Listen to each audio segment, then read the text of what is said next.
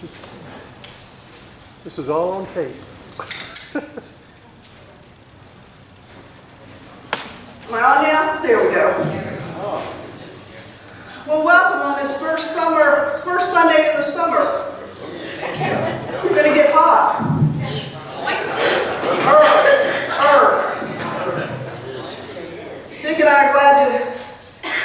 Vic and I are so glad to be back. We didn't think we would ever get out of traffic yesterday. This is how the roads look. Remember when many of you left during Hurricane Irma and you went to Georgia? And then you came back? And you sat? And you sat? We couldn't decide because both sides of the roads were packed. There was an influx leaving Florida, so we didn't know if there was something going on. But everybody from Texas is here.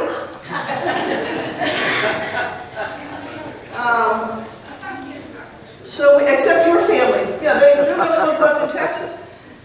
Now, we're glad to be back. We had just horrendous traffic jams, and apparently it might have been, we think there probably was an accident in Slidell, that the GPS said we'd get home at 7:30, and when we hit I-10 at Slidell, it said we'd get home at 9:30. And then my phone said there was 2 to 4 hour backup.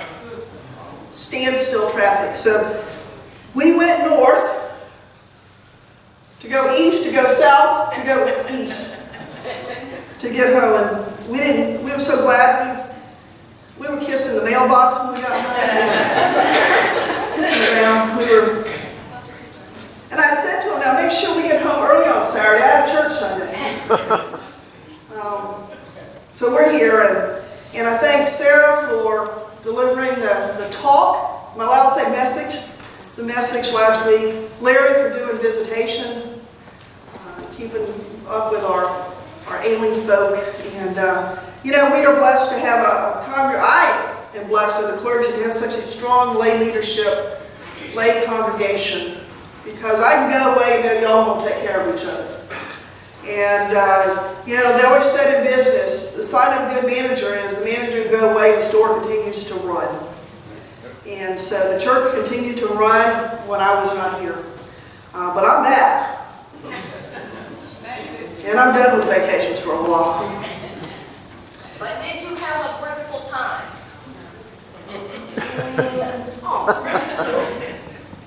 Okay. I will say New Orleans was not what I was expecting, but the World War II monument or memorial, Museum. you cannot miss that. That made my whole day. I was going through that and spending the day there. Because it took a whole day.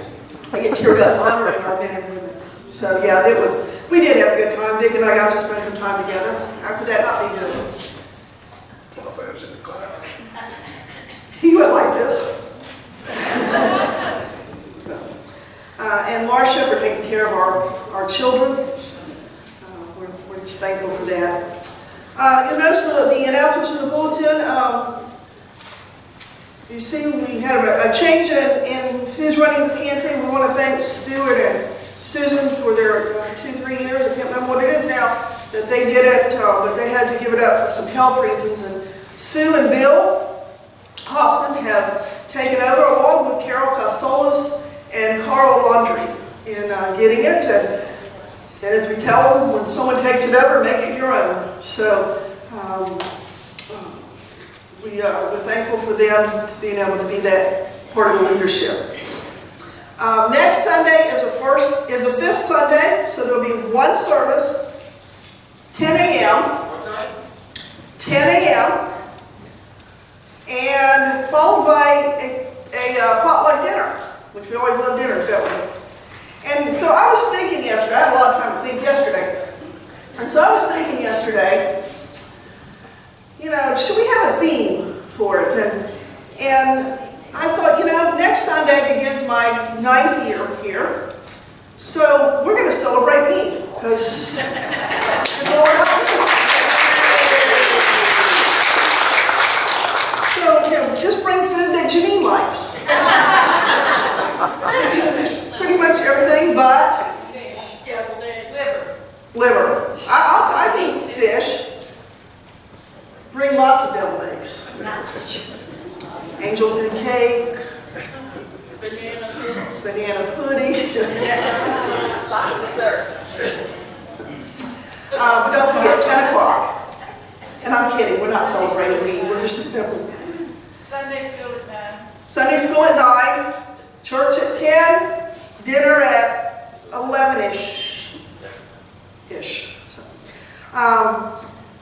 and the sad news, you see that our Carson passed away this week. And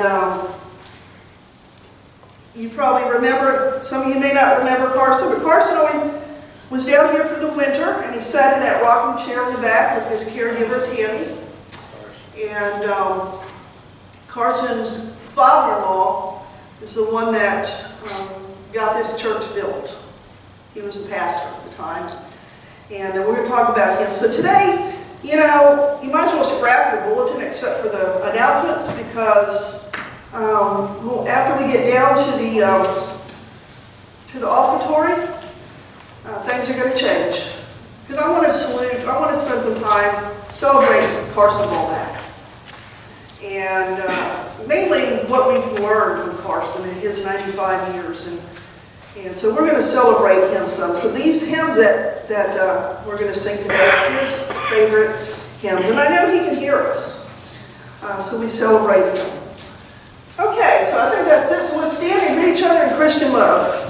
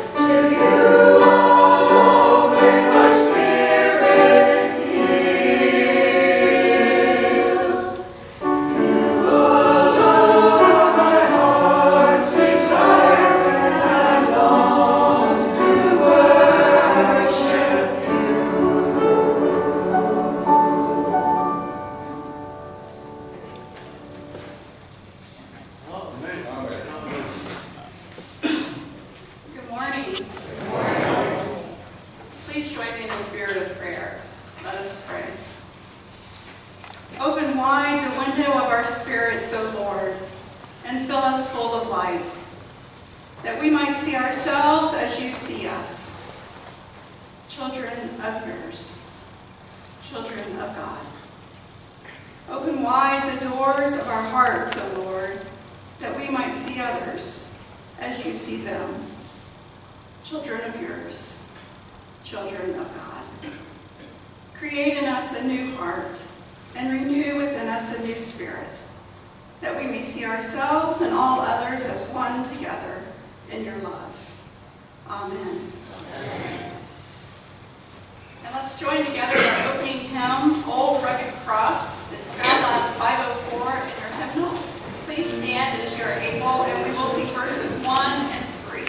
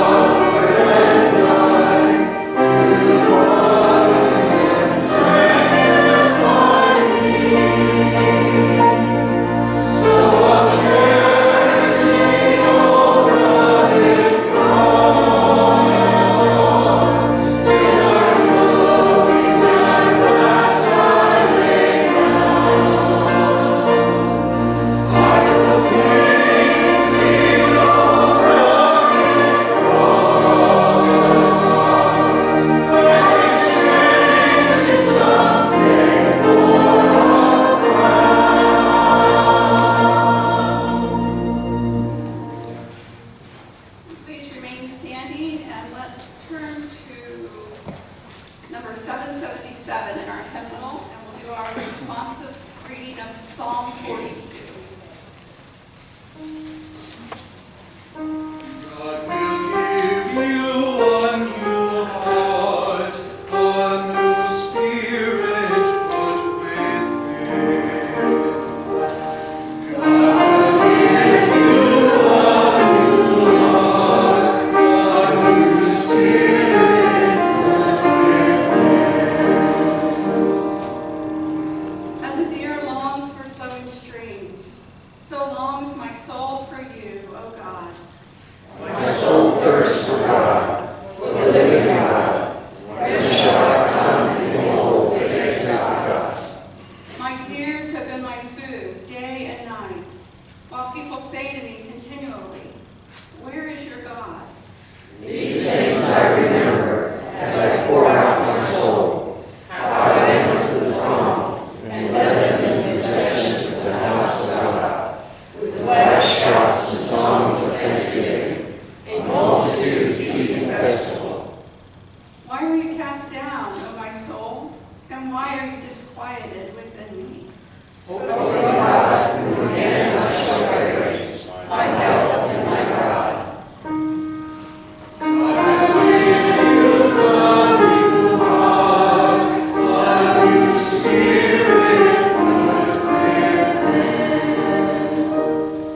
My soul is cast down within me. Therefore I remember you from the land of Jordan and of Hermon, from Mount Mizar. Deep calls to deep, and the thunder of their wrath. All your waves and your billows come over me. By day the Lord commands his steadfast love, and at night God's song is with me, a prayer to the God of my life. I say, God, my rock, why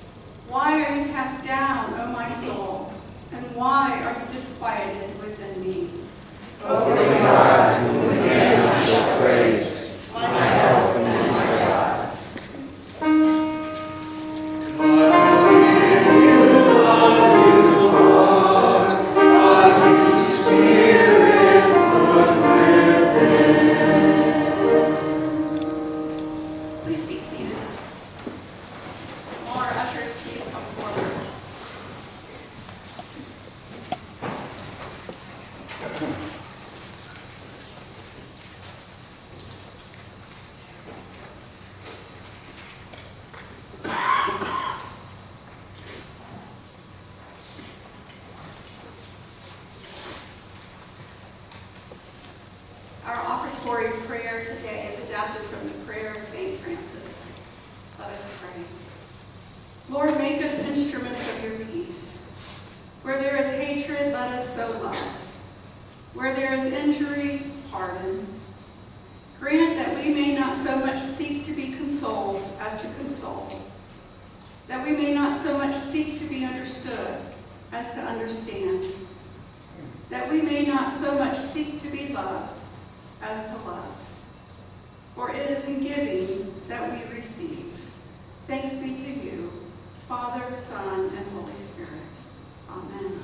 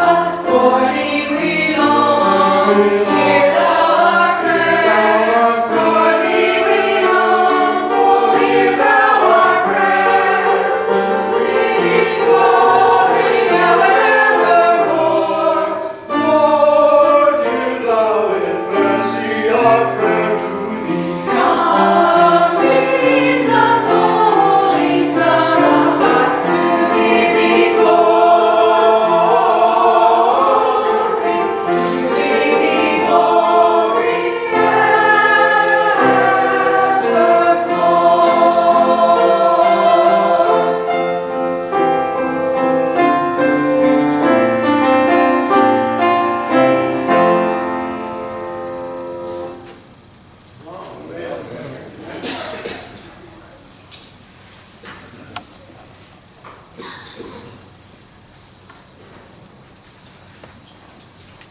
honor and in memory of Carson, today one of our readings will be from Psalm 23. Listen to the word of God. The Lord is my shepherd, I shall not want. He makes me lie down in green pastures. He leads me beside still waters. He restores my soul. He leads me in right paths for his name's sake. Even though I walk through the darkest valley, I fear no evil, for you are with me. Your rod and your staff, they comfort me. You prepare a table before me in the presence of my enemies. You anoint my head with oil. My cup overflows. Surely goodness and mercy shall follow me all the days of my life, and I shall dwell in the house of the Lord my whole life long.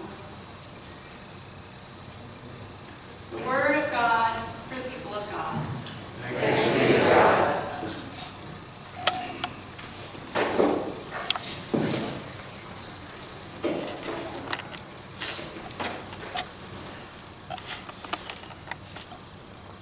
So I know it's kind of unusual for us to celebrate a life maybe in the middle of a Sunday service, but we will not be celebrating, having a celebration of his life here in Florida. They will have one at Apple River United Methodist Church in Apple River, Illinois, which is where his home is.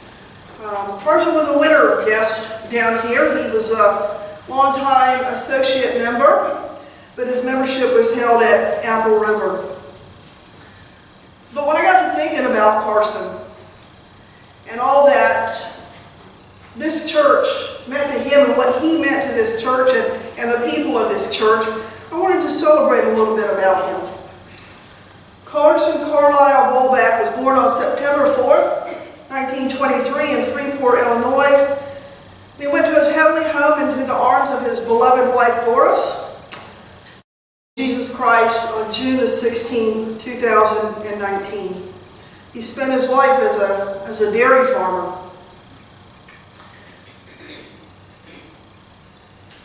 His father-in-law, as I said, is really responsible for the buildings that we have here.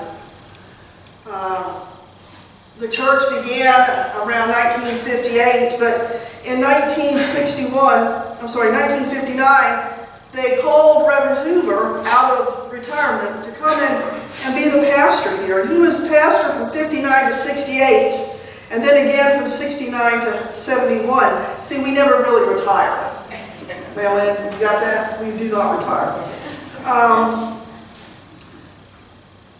But it was through his father-in-law, and I know Carson and Doris and Phyllis, and there was one more daughter, and Ruth, thank you.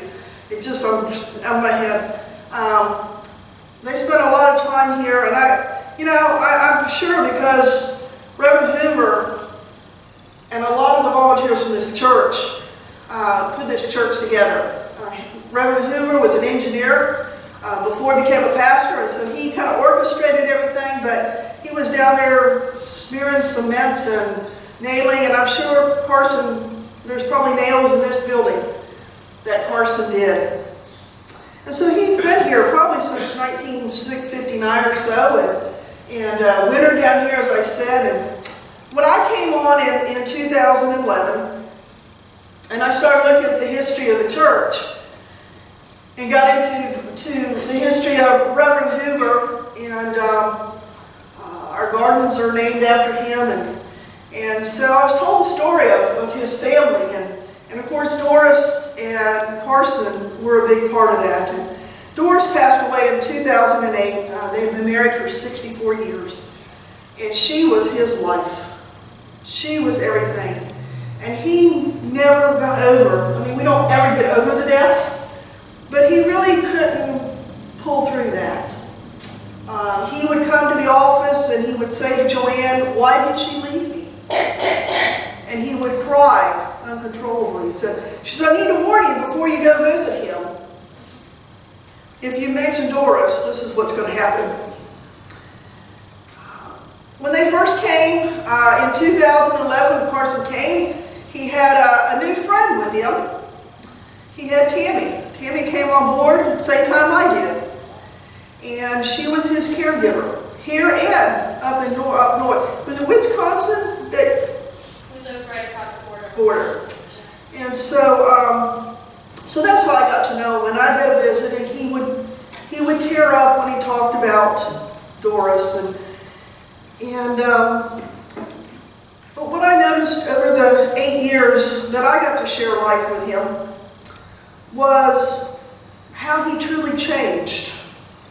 Because he had someone in his life who truly cared for him. Tammy was his best friend. Tammy was his guardian. Tammy was his life for the last 8 years. And without a doubt, Carson had life for the last 8 years because Tammy gave it to him. And there's no doubt that God sent her to be his gardener. I just read a book while I was on vacation called The Cross Gardener. Haven't read it, come borrow it. But it talks about that we always have, God sends someone into our lives. We're never alone.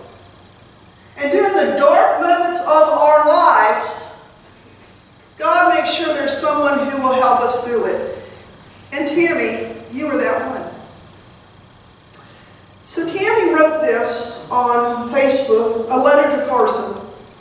And I asked with her permission, and I was encouraged this morning to read this by others in the congregation that saw it. Tammy gave me permission.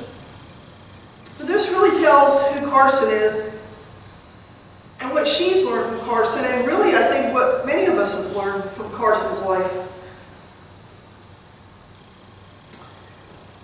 She says, "To my Carson, we had a rocky start as you thought you didn't need anyone to be taking care of you.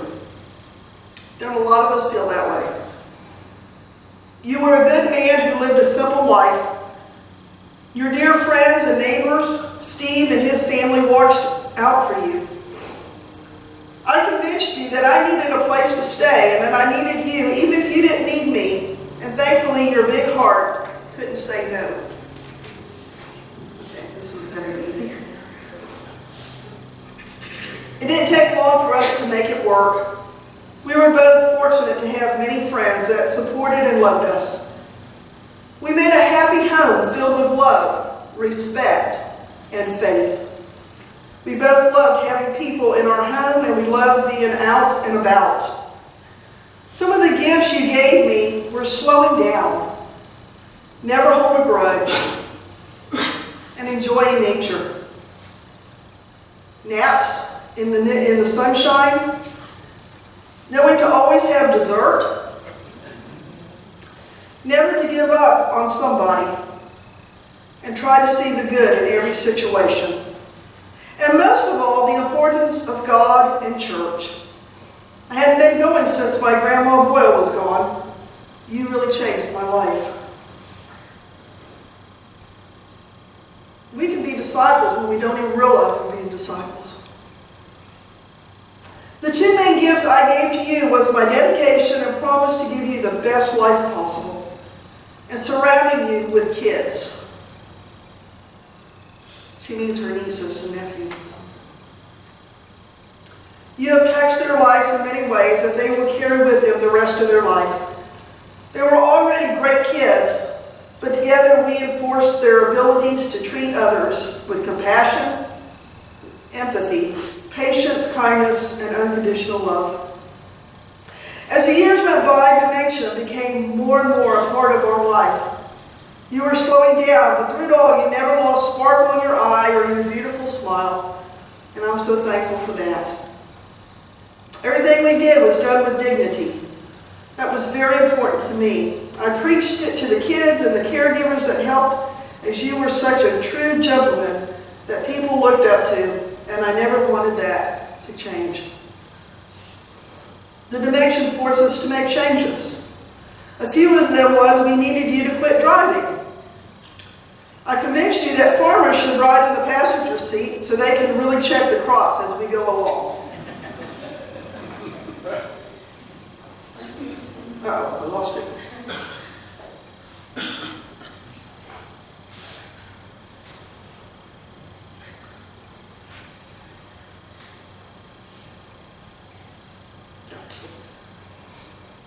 Thankfully, you thought that was a good idea. You became unsteady on your feet, so we went from hanging onto my shoulder to a cane to a walker, and then sometimes a wheelchair.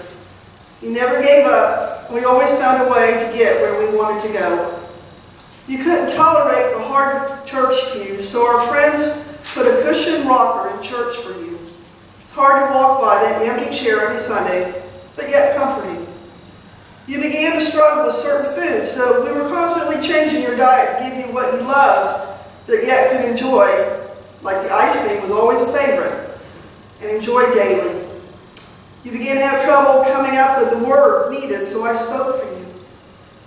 I knew your wants and needs from our many days together, and you spoke to me with your eyes and your smile. But yet you could sing almost every church hymn, Christmas carol, and other songs. The kids were there through it all. They learned from you how to take care of someone. They would wipe your face, help you up, hold your hand, sit with you in your chair, helping to get one of your awesome back rubs, help you to get ready in the morning and just spend time with you. They were raised to sit in the chair beside you so you would hold their hand. Funny to see, hurry to see who could get there to your wheelchair ready when traveling. Quickly get out of the car to open your door, proudly be the one whose shoulder you would hang on to, and anything else that needed to be done. It was truly beautiful to witness. We sure miss you, Carson. We will tell stories of you and Henrietta for years to come. Henrietta was also a long-time visitor here from the north. And just a few weeks ago, they celebrated her life at Apple River United Methodist Church. Like the time you were in the 3rd grade, and as you lined up for recess, you saw a girl you liked outside, so you jumped out the window. You missed recess and got in trouble. 8 years was not long enough, but we sure are thankful for at least we got that many together. We know we will be together again, and that brings peace to our hearts. I have one request, Carson. Hopefully it will be years before it is my time to go, but please save me a spot beside you in His glory. Because once again, I will be needing a place to stay. We love Tammy. And I read that to one is to thank Tammy for showing us how to care for one another. I mean, we kind of know, but you know, Tammy was not related to Carson. She was a paid person, but it went deeper than that. And I watched Tammy over the last 8 years, how because I would go over to the house, and how you saw her here is how you saw her in the house. You know, it wasn't she was mean to him at home and nice to him outside, as we have seen in some cases. But she got him out, she got him living again after such a terrible loss in his life. When I look at the world today, and our suicide rates are so high, we have folks that can't cope with the tragedies that happens in life, whether it be death or loss of jobs. And it just reminds me how we need to be looking out for one another. We need to put aside our own agendas. And we need to love as God taught us to love. Carson was my buddy. But I would tell you this, at noon, when church got out, was not the time to talk to Carson, because that was time for eating. And I can't tell you how many times my foot was run over by the because I would step over to give him a hug, and he's like, "Whoa." And he's down that driveway, and he's ready to go. Don't get in the way of food. Don't mess with him when we had dinners. Make sure you had dessert first. But she's true. When we would he could sing the hymns by heart. And there's no doubt how much he loved the Lord. And I am 100% positive where he is. That last Sunday, as he took his last breath, he walked into the hands of our Lord, and he joined his beloved wife Doris once again. And now he really has a smile on his face, because he missed her so much. But he loved like I've never seen love before. And I would say to him, "Carson, am I your favorite pastor?" And that's always a dangerous question to ask him. And he would grin. And he never said yes, but he would grin. I took it as yes. Don't change that, okay? That was our sign language. We're going to miss Carson. We've missed having him last winter here when his children decided that he couldn't come to Florida anymore and needed to be put into a care facility. And so we really never got to say goodbye to him. And so this is our goodbye today. But I'm grateful that Carson got to be part of my ministry in my life for 8 years. I'm glad that he was part of this church for 60 years, 50 years. And I know he touched many of your lives. And those that didn't know him, you missed out on a lot. Because he was a man who didn't have to speak for you to know what he meant. And so I would see him when I preached, he would be sitting back there in his chair. And I would watch you all, during the meet and greet time, go back and greet him and Tammy, so that he still was part of who we are. And so the message I bring you today, in memory of Carson, is let's be Carson. Let's learn to love one another without conditions. Let's look at the positiveness of life in the midst of all of our daily stuff. You know, I was going to preach on demons today. And all those demons that live in our lives are because we allow them to live in our lives. But if we trust in Jesus, and Carson trust, it was important for him to be in church. There were days when I'd be sitting at home and on a Saturday, and I see him walking. This is before he got really bad, but he could get out and walk on his own, and he'd come to church. And I'd come over, and I'm like, "Carson, can I help you?" He says, "I'm coming to church." I said, "But it's not Sunday. It's Saturday." He's like, "Oh." I said, "You need to wait till tomorrow, but let's wait at home." You know. And so I'd walk him back home and call Tammy, and I'd say, "I have Carson." And you were locked out. And we were locked out. And so we would. Last time I left him home. Yes. That was when we knew we could. Well, there was a time when she could do little errands, and he would, he was more lucid, but he was getting the dementia. And so we sat on the back porch, his favorite place, and we talked about his life and his love and his ministry. And so I just want to thank Carson for being a part of our lives here.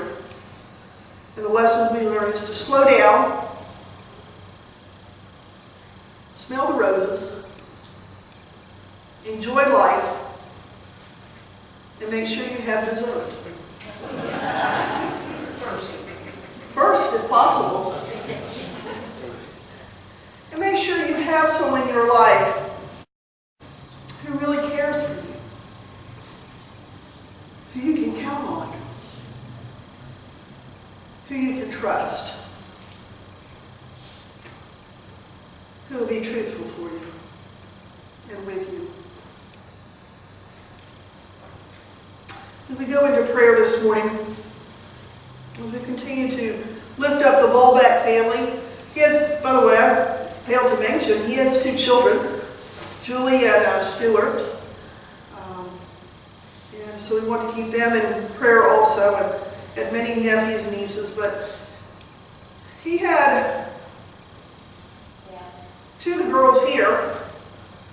And you know what I really liked? Was when I didn't like it when they went back north. But you know, Tammy always kept us with pictures, and she kept them active. And they would go out, and wherever they went, wherever she went out, had girls' night out, Carson went. Carson loved it. He had a whole bunch of women. If you see any picture of Carson, it's all women. Once in a while, there's the boys in there. And My one nephew. One nephew. All the rest are girls. sometimes Carson's brother, Ted, would be there, and he always had the smile on his face. He would always smile. He enjoyed, for 95, in the midst of the last few years without Doris, in the midst of his life, he enjoyed life. And I would like that to be said about me when I go at 100. Because I'm planning big. Or whatever time I go, she enjoyed life. And I can't say that right now. You know, I'm thinking, as I read what Tammy wrote and I thought about Carson, I thought, wow, I need to change some things in life. You know, I need to enjoy things more, not take things seriously. I mean, I take my job and my responsibilities seriously, and I love what I do and I enjoy it. And the pressure that comes with it sometimes. But I miss out so much.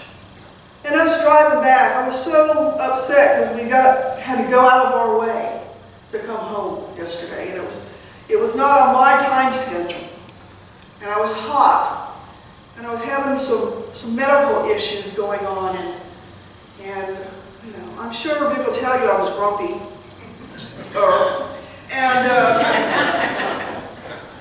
You know, and I wanted to see Allie and hold Allie, and I thought, you know, how much scenery did I miss along the way? How much stuff did I miss? Because all I could focus on was, let's get down the road, let's get home, let's get home, let's get home. You know, counting the miles. Now we got 101 miles. Now we got 100 miles. Now we got 99 miles. Now we got 98. Are we ever going to make it to Jacksonville? You know.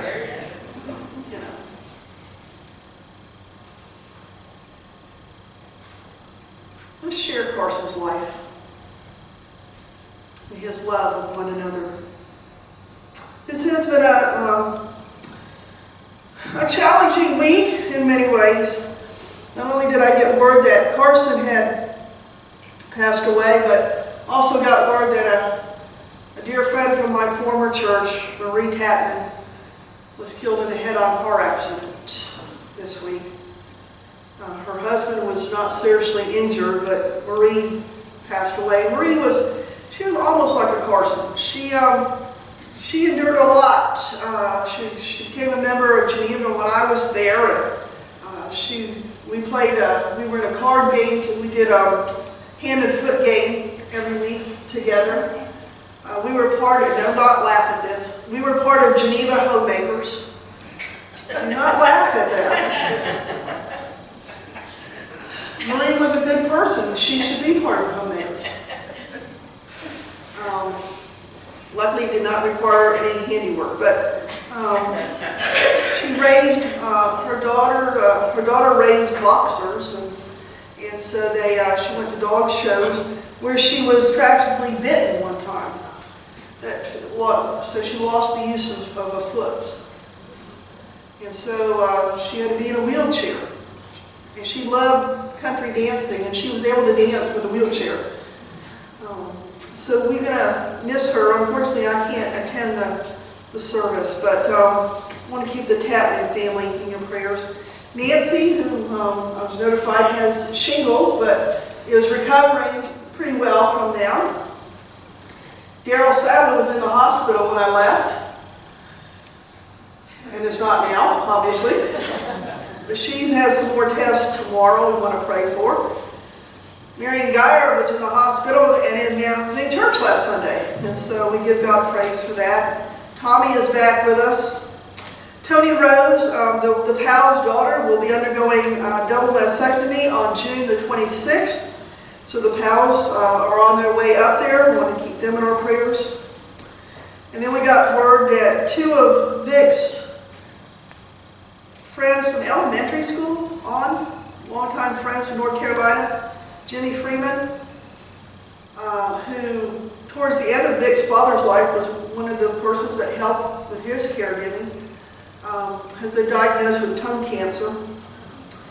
And Jerry Hagan, who was the photographer, the videographer at our wedding, fell off a ladder and fractured 3 ribs and some other damage. On the high side, he said it took him he's 69? 70. He said it took me 70 years to ride in an ambulance for the first time. And then there was a horrendous motorcycle accident in New Hampshire that took 9 Marines, I believe. And then, of course, all the stuff going on in the world. The shooting down of a drone and whose airspace and the tension that's rising there. And so we have all of this flowing around us. And yet let us take the words of Carson, who's stop and smell the roses and give God the glory. Let us pray. Gracious and loving God, as we come this day and we celebrate Carson, but more importantly, we celebrate you. We celebrate you for putting Carson in our lives. The work he did in this church. The friends that he brought into our lives. And mainly, God, that he was a faithful disciple for 95 years. And that he taught anyone that got near him, he taught them the love of Jesus. And so we pray for the Fbumc family, for Tammy and her family, who, not by blood, but by love. For the Tattons, for the 9 families that had loved ones killed in New Hampshire. For all those that mourn this day, Lord, we pray. And when we come to you with those that we have named here, who we ask for your healing touch, as they go through tests, as they wait for results, as they go through healings. We give you praise, Lord, that Bob Sweeney is back with us today, and through you, he has overcome the infection. And God, we give you praise for that. For Marion, who underwent surgery just a couple weeks ago, and it's important that she said to be here, to be with you and give you thanks. And so, Lord, we give you thanks in all that we say and all that we do. And Lord, help us to, as we leave this place today, with demons that want to invade our space, and we hold you, Lord, in that place, to fill our hearts, to fill our minds, and to fill our souls. And so we come to you now in the prayer that you taught us, saying, Our Father, who art in heaven, hallowed be thy name. Thy kingdom come, thy will be done, on earth as it is in heaven. Give us this day our daily bread, and forgive us our trespasses, as we forgive those who trespass against us. And lead us not into temptation, but deliver us from evil. For thine is the kingdom, and the power, and the glory forever. Amen.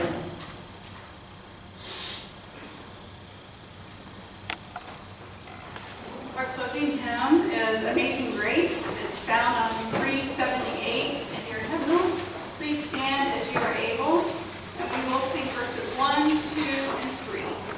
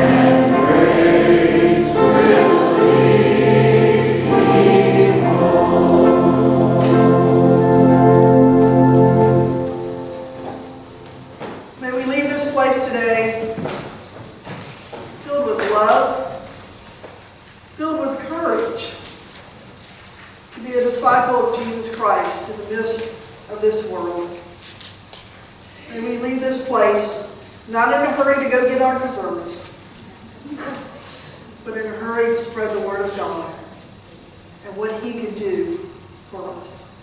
And now in the name of the Father, the Son, and the Holy Spirit. Amen.